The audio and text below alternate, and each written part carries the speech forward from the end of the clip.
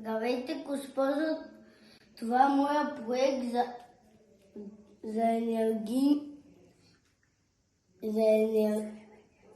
зелената енергия.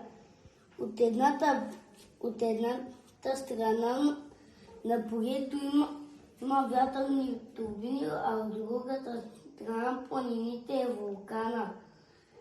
Първо ще ви покажем как действа вулкана.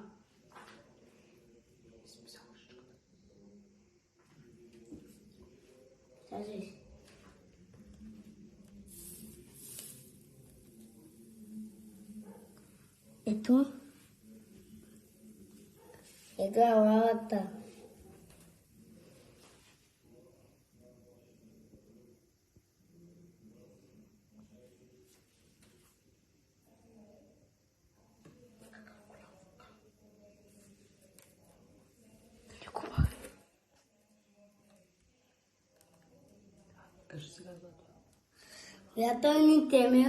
Вятърните турбини се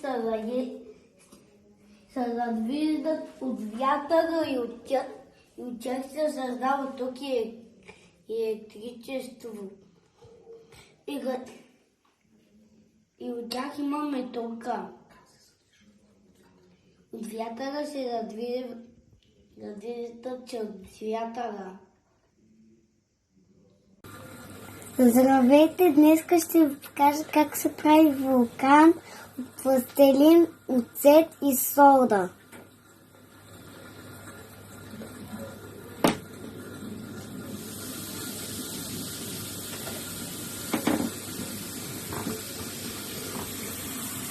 О, стига бе, не! Чакай.